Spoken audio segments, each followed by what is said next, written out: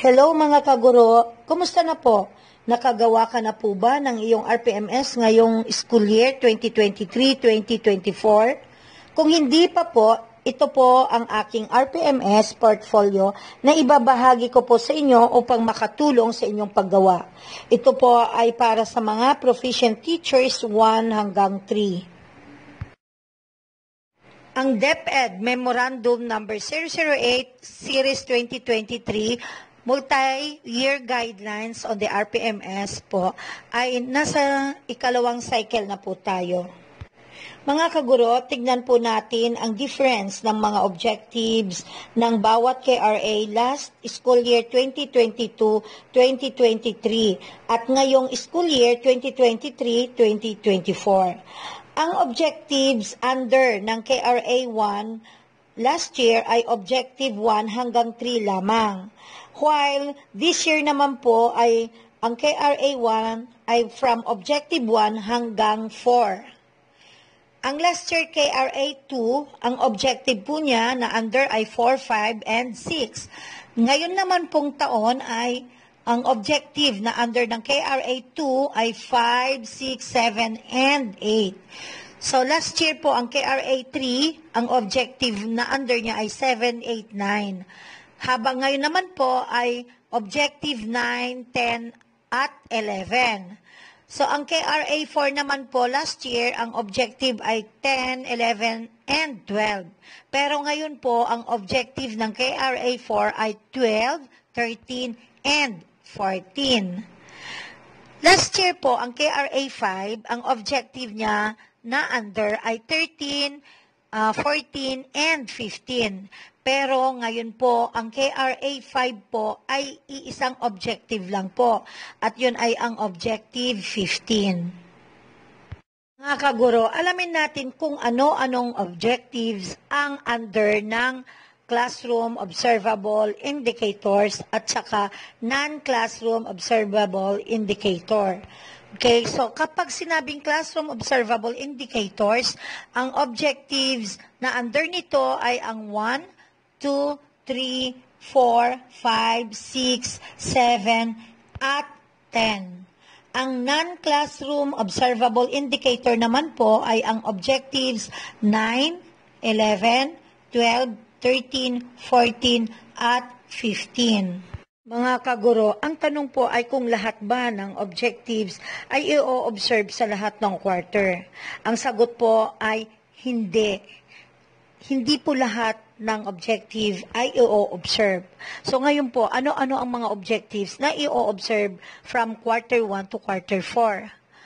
Ito lang po, objectives 1, 2, and 3. Ito lang po yung mga objective na ma-observe from quarter 1 to quarter 4. Ang objective naman na ma-observe during quarter 1 and quarter 3 ay ang objective 4, 5, and 6. Pagdating naman po sa objective 7, 8, and 10 ay na-observe po ito during quarter 2 and quarter 4 lamang. Para po maintindihan pa ang ibang guidelines ay pumunta po sa link na nasa ibaba. Ito po ang KRA 1, Content, Knowledge, and Pedagogy. Ano-ano ang mga objective na under ng KRA 1? Objective 1, Objective 2, Objective 3, and Objective 4. Mga kaguro, bago po natin puntahan ang mga MOVs ng bawat objective, ipapakita ko po muna sa inyo kung paanong nakuha ang scale rating ng inyong COT rating for objective 1, 2, and 3. Kapag po ang inyong COT rating sheet ay may score na level 7, ay ibig sabihin outstanding po ang kanyang scale rating. Ang score ay 5. Kapag naman po ang inyong COT rating sheet ay level 6 ang may check, ibig sabihin ito po ay very satisfactory at ang kanyang scale rating ay 4. At kapag naman po level 5 ang may check ng inyong COT rating sheet, ibig sabihin satisfactory po ito at mayroong scale rating na 3. At kapag naman po level 4 ang may check sa inyong COT rating sheet, ibig sabihin ito ay unsatisfactory at ang kanyang scale rating ay 2. At kapag naman po level 3 ang may check sa inyong COT rating sheet, ito ay 4. Ibig sabihin, ang scale rating nito ay 1. Mga kaguro, pansinin po natin yung nasa ibaba.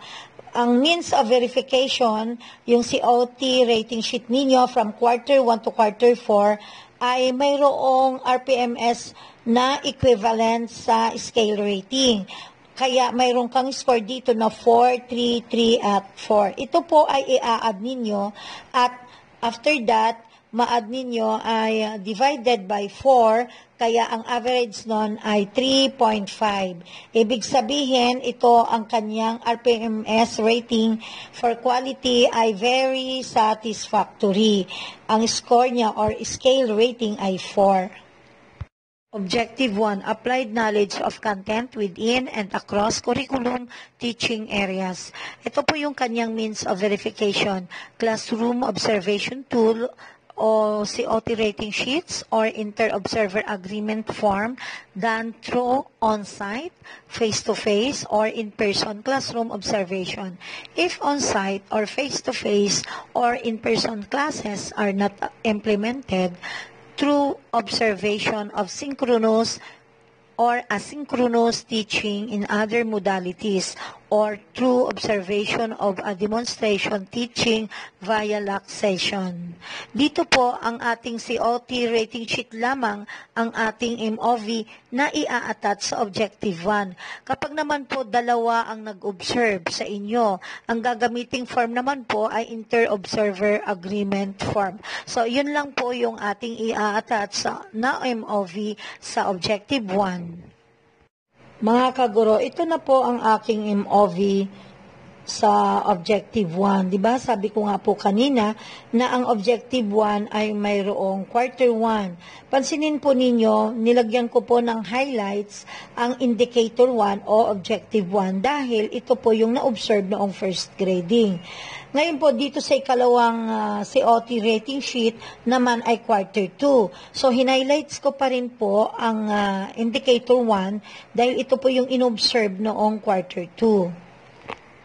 Ito po yung karugtong ng MOV ng Objective 1. Ang COT rating sheet ng Quarter 3. So, dito po, in-highlights ko po yung Objective 1 or Indicator 1 dahil ito po yung inobserve noong Quarter 3. At dito naman po sa aking COT rating sheet noong Quarter 4 ay hinighlights ko pa rin din po ang number 1 na indicator dahil ito po yung na-observe noong Quarter 4. So mga kaguro, tandaan po natin, 4 na quarter po ino-observe ang Objective 1 natin. Kaya lahat po ng COT rating sheet natin ay naka-attach po dyan. Objective 2. Use a range of teaching strategies that enhance learner achievement in literacy and numeracy skills. Ano ang means of verification po nito? Classroom Observation Tool o COT rating sheet or Inter-Observer Agreement Form done through on-site or face-to-face or in-person classroom observation. If on-site or face-to-face or in-person classes are not implemented, through observation of synchronous or asynchronous teaching in other modalities or through observation of a demonstration teaching via LAC session. Katulad din po ng Objective 1, ay ganun din po ang ating mga MOVs sa Objective 2. Ito po yung ating COT rating sheet noong Quarter 1. So kung mapapansin po ninyo dito, hinighlight ko na po yung number 2 or Indicator 2. Ito po ang inobserve noong Quarter 1. Kaya naka-highlights po ito. Pagdating naman po sa Quarter 2, kung mapapansin po ninyo, ay naka-highlights din po yung Indicator number 2. Dahil ito nga po yung inobserve din noong Quarter 2. Ito naman po ang COT rating noong quarter 3. So dito, kung makikita po ninyo, hinighlights ko din po ang indicator number 2 dahil ito po yung objective na inobserve noong quarter 3. At pagdating naman po sa quarter 4, ganun din po, hinighlight ko ang indicator 2 dahil ito po yung inobserve noong quarter 4 para sa objective 2. So ayan po. Objective 3, applied a range of teaching strategies to develop critical and creative thinking as well as other higher order thinking skills. Ito po yung kanyang means of verification. So katulad din po ng Objective 1 and 2, Classroom Observation Tool, o COT rating sheets or inter-observer agreement form done through on-site, face-to-face, or in-person classroom observation. So, pareho lang po ang Objective 1 hanggang Objective 3 ng mga MOV na dapat pong i-attach. Ito po ang MOV ng Objective 3. COT rating sheet noong quarter 1. So kung mapapansin po ninyo, hinighlights ko po ang indicator 3 kasi ito po yung inobserve noong quarter 1. Pagdating naman po sa quarter 2, ito rin po ang inobserve, yung indicator number 3, kaya hinighlights ko po ito. Ito naman po ang COT rating sheet ng quarter 3. Kung mapapansin, hinighlights ko din po ang indicator number 3 dahil ito po yung inobserve noong quarter 3. Pagdating naman po sa quarter 4, hinighlights ko pa rin po ang indicator number 3 dahil ito po yung inobserve noong quarter 4. Mga kaguro, ito naman po ang Objective 4, 5, and 6. Ito ay ino-observe lamang every quarter 1 and quarter 3. So, paano po makuha ang scale rating ng bawat COT rating? So, ito po yon.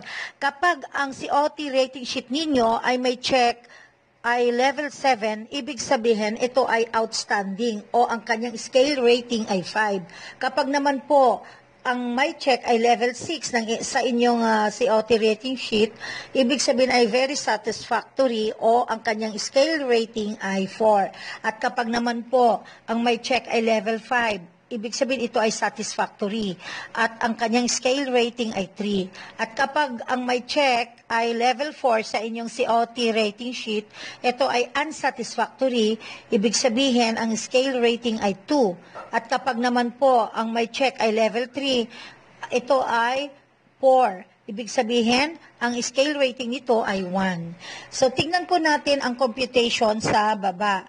Means of verification, yung inyong COT rating sheet noong quarter 1, nakakuha po ng 6. Ibig sabihin, ang scale rating po nito ay 4. At ang yung pangalawang COT rating sheet ninyo noong quarter 3 ay 5 po.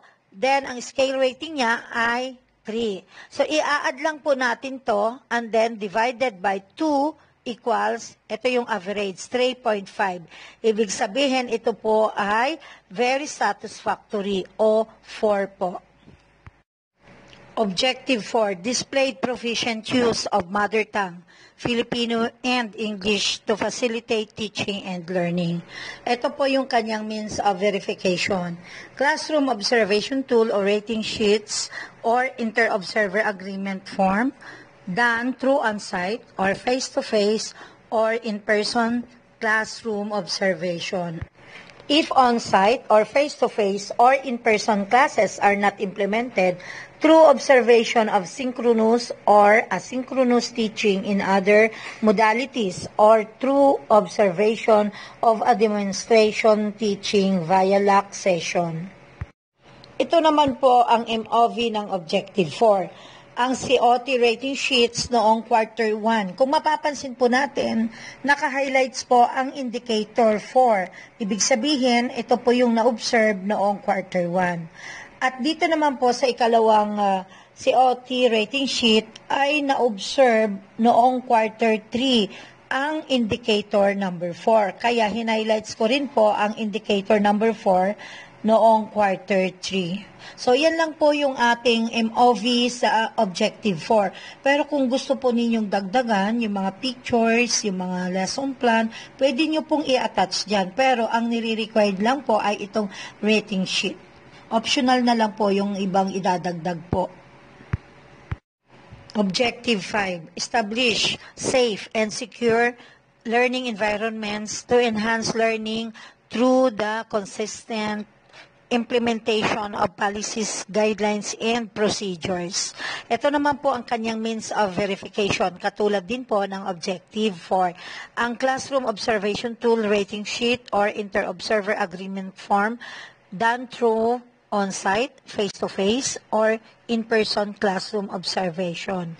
If on-site or face-to-face or in-person classes are not implemented through observation of synchronous or asynchronous teaching in other modalities or through observation of a demonstration teaching via LAC session. Ito po ang MOV ng Objective 5. Dito po sa COT rating sheet noong quarter 1, kung mapapansin po ninyo, naka-highlights po ang indicator 5 dahil ito po yung inobserve noong quarter 1. Yung ikalawa pong MOV ay ang rating sheet pa rin po noong quarter 3 naman. So nakikita po natin na ang naka-highlights po ay ang indicator number 5. So ibig sabihin ito po yung inobserve noong quarter 3.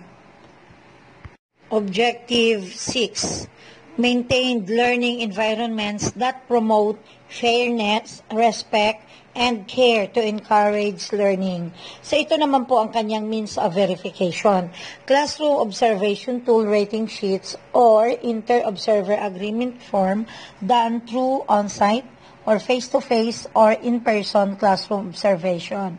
If on-site or face-to-face or in-person classes are not implemented through observation of synchronous or asynchronous teaching in other modalities or through observation of a demonstration teaching via LAC session. So, dito sa Objective 6, ang ating MOV ay katulad din po ng Objective 5. Ito naman po ang MOV ng Objective 6. Ang COT rating sheet noong quarter 1. Kung mapapansin po ninyo, hinighlights ko po ang objective or indicator 6 dahil ito po yung inobserve noong quarter 1. Pagdating po dito sa isang MOV na COT rating sheet pa rin, at ito naman po ay noong quarter 3, ang naka-highlights po na indicator nito ay ang indicator 6. Dahil ito rin po yung inobserve noong quarter 3. So, yun po. Ang Objective 7, 8, and 10 po ay ino-observe every quarter 2 and quarter 4. Ito po ang kanyang mga performance indicator. Kapag po ang check sa kanyang COT rating sheet ay level 7, ito po ay outstanding o mayroon siyang scale rating na 5. Kapag naman po may check ay level 6, ito po ay very satisfactory o ang scale rating ay 4. Kapag naman po ang may check sa kanyang COT rating sheet ay 5, ito po ay satisfactory o may scale rating na 3. Kapag naman po level 4 ang may check sa kanyang COT rating sheet, ito naman po ay unsatisfactory at mayroong scale rating na 2. At kapag naman po level 3 ang may check, ito naman po ay 4 o may scale rating na 1. Ngayon po pansinin niyo ang score ng kanyang COT rating. So, ito po yung katumbas na scale rating. Kapag 6 po, 4. Kapag 5, 3. So, i-add lang po yung 4 and 5 and then divided by 2. So, average po ay 3.5. So, ito po ay RPMS rating for quality. Ito ay very satisfactory o 4. Objective 7. Establish a learner-centered culture by using teaching strategies that respond to their linguistic, cultural, socio-economic, and religious backgrounds. Ito po yung kanyang means of verification, Classroom Observation Tool or COT rating sheets or Inter-Observer Agreement forms done through on-site or face-to-face or in-person classroom observation. If on-site or face-to-face or in-person classes are not implemented, through observation of synchronous or asynchronous teaching in other modalities, or through observation of a demonstration teaching via LAC session. Ito po ang aking MOV sa Objective 7. COT natin po noong Quarter 2 at kung mapapansin ay naka-highlights po ang Indicator 7. Ibig sabihin, ito po yung inobserve noong Quarter 2. Ngayon po yung isang MOV natin ay ang COT Quarter 4. So ayan, kung mapapansin din, ay mayroon pong highlights, yung indicator number 7. Kasi ito po yung inobserve noong Quarter 4. Objective 8. Adapted and used culturally appropriate teaching strategies to address the needs of learners from indigenous groups. So ito po yung kanyang means of verification. Classroom Observation Tool or COT rating sheets or Inter-Observer Agreement form done through on-site or face-to-face or in-person classroom observation. If on-site or face-to-face or in-person classes are not implemented through observation of synchronous or asynchronous teaching in other modalities or through observation of a demonstration teaching via LAC session. Ito naman po ang kanyang MOV sa Objective 8. COT rating sheet po noong Quarter 2. So kung mapapansin, naka-highlights po ang Objective 8 at ito po yung inobserve noong Quarter 2. Pagdating naman po sa COT rating sheet, Quarter 4, kung mapapansin din po ay naka-highlights po yung indicator number 8. Kasi ito po yung inobserve noong Quarter 4. KRA 3, Curriculum and Planning and Assessment and Reporting. So under po ng KRA 3 ay ang Objective 9, Objective 10, and Objective 11 po. Mga kaguro, ang Objective 9 po ay hindi po classroom observable indicator. Ito po ay non-classroom observable indicator. Ito po yung kanyang objective, set achievable and appropriate learning outcomes that are aligned with learning competencies. Ito po yung kanyang means of verification. At least one lesson plan, example, DLP, DLL, WHLP, WLP, WLL, lesson exemplars, and the likes. Or one lesson from a self-learning module developed by the RATI and used in instruction with achievable and appropriate learning outcomes that are aligned with the learning competencies as shown in any one of the following. So, dito po makikita yon sa lecture or discussion, activity or activity sheet, performance task, or rubric for assessing performance using criteria that appropriately describe the target output. Mga kaguro, pwede po tayong mamili alinman po sa ating mga COT. Di pa po, from Quarter 1 to Quarter 4, mayroon naman po tayong COT. So, pipili po kayo doon. Ako naman po, ang napili ko ay ang aking COT 1. Noong Quarter 1 po ito. So, ngayon, pinakita ko po rito, hinighlights ko po yung kanyang learning competencies. So, i-highlights po yan. Then, ang next na gagawin po ay i-highlights the activities that aligned to the objectives. So, ito na po yon. Kung mapapansin ninyo, may mga hinighlights po ako dyan na mga activity na nagpapakita po na ito ay aligned with the learning competencies. So, yan lang po. I-highlights nyo po ito. Ayan po. So, lahat po ng activities na naka-align po sa ating objective ay i-highlights po ninyo. So, kung mapapansin ninyo, ilang activities po yung hinighlights ko dyan. Okay, so yun po ang dapat nating gawin sa Objective 9. Mga kaguro, ito na po yung last nating COI, ang Objective 10. Used strategies for providing timely, accurate, and constructive feedback to improve learner performance. So ito po yung kanyang means of verification. Classroom Observation Tool o COT Rating Sheet or Inter-Observer Agreement Form done through on-site, face-to-face, or in-person classroom observation. If on-site or face-to-face or in-person classes are not implemented through observation of synchronous or asynchronous teaching in other modalities or through observation of a demonstration teaching via LAC session. Mga kaguro, ito na po ang MOV ng Objective 10, ang COT2 at ang COT4. Kung mapapansin po ninyo sa ating COT2, ang mayroon pong highlights na indicator ay ang indicator 9. So itong indicator 9 po na ito yung ating Objective 10 na inobserve noong quarter 2. So dito naman po sa quarter 4, so mapapansin din na indicator 9 din po yung mayroong highlights. Yung indicator 9 po na yan po ang ating Objective 10. Okay? So, ayan po.